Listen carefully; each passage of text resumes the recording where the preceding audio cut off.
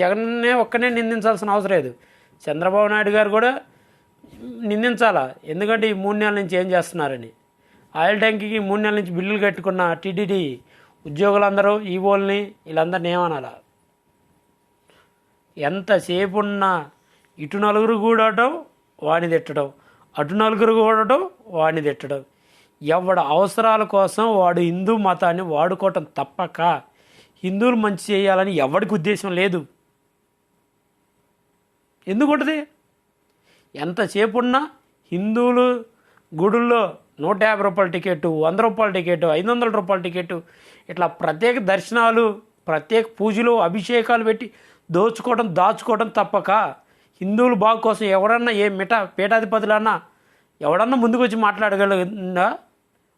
ముందుకొచ్చి మాడితే ఏదో బొక్క చేసేసి వాడిని లోపల నూగుతారని మీ అందరికి భయం.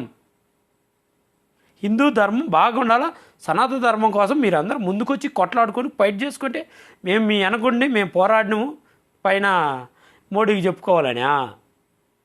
ఎవరి కోసం సార్ మీరు పోరాడుతుంది? మా హిందువుల కోసమా? నీకు ఒక దర్శనం ఇస్తుండ్రి, నాకు ఒక దర్శనం. నాకు దేవుడిని 10 అడుగుల దూరం నుంచి నాకు దర్శనం దేవుణ్ణి, అదే దేవుణ్ణి. నీకు గర్భగుడిలో తీసుకుపోయి నీకు ప్రత్యేక పూజలు, ప్రత్యేక దర్శనాలు. ఎవడు హిందువు? నువ్వు గుళ్ళోకి పోయినావు, నువ్వు హిందువు. నేను 10 అడుగుల నుంచి దూరంగా చూసినాడు, నేను హిందువు కాకన్నా పోతానా? నీకో దర్శనం, నాకో దర్శనం. చర్చిలో పోతే ఆ దర్శనం ఉందా? మసీదులో పోతే ఆ దర్శనాలు ఉన్నాయా? మాట్లాడండి, హిందూ మాట పీఠాధిపతులు నా దానికి కామెంట్ పెట్టండి.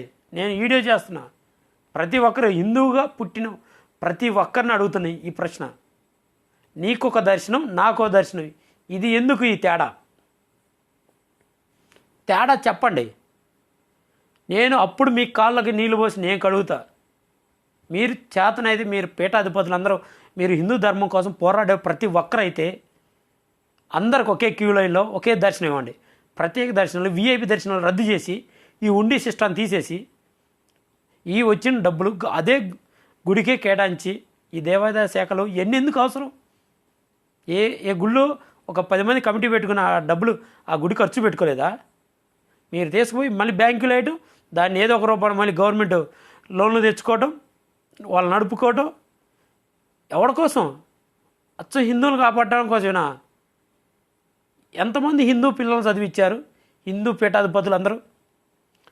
ఎంతమంది స్కూల్లో పిల్లలకి పెద్ద చదువులకి మీరు సాయం చేశారు? లేదా చదువుకున్న హిందూ పిల్లలకి ఎంతమంది మీరు ఉద్యోగాలు ఇప్పించారు? ఎంతమంది పెళ్ళిళ్ళు చేశారు? హిందువులకే, నేను పక్క మతాల కులాలను నేను అనట్లా, మీరు పీఠాధిపతులు మీరు అందరూ సంవత్సరానికి వచ్చి ఎంతమంది మీరు ఇలాంటి సహాయాలు చేశారో మాకు ఒక వీడియో ద్వారా గానో సోషల్ మీడియా ద్వారా కానీ మీరు చేసిన పుణ్య కార్యక్రమాలు మాకు చెప్పండి సార్. ప్రతి ఆయన చొక్కా వేసుకుని వస్తారు కాషాయం గుడ్లో, నేను హిందువుల్ని, నేను అది ఇదే అని రోడ్ల మీదకి ధర్నాలు చేయడానికి ఏం అడక్కదే నొక్కను. చేసే పని సాయం చేయండి. అది ఇంట్లో ఉండి కూర్చొని సాయం చేసినా కూడా అది 10 మంది చెప్పుకుంటారు. మన వరద బాధితులు వరదలు వచ్చినాయి కదా విజయవాడలో, ఒక్క హిందువే సాయం చేశాడా? ముస్లిమ్స్ సాయం చేయలేదా? క్రిస్టియన్ సాయం చేయలేదా? బౌద్ధులు సాయం చేయలేదా? అందరూ ఇబ్బంది వచ్చినప్పుడు అన్ని మతాలు ఒకటే, అన్ని ప్రాంతాలు ఒకటే. సమస్య అనేది ప్రతి మతంలో ఉంటుంది, ప్రతి కులంలో ఉంటుంది, ప్రతి దాంట్లో ఉంటుంది. అంతేగాని మీ ఇష్టం వచ్చినట్టు రాండి సనాతన ధర్మాల కోసం పోరాడదాం, ఎవరికన్నా ఏదన్నా అంటే నేను చంపుతా, నేను పొడుతా. ఏందయ్యా నువ్వు పొడిచేది?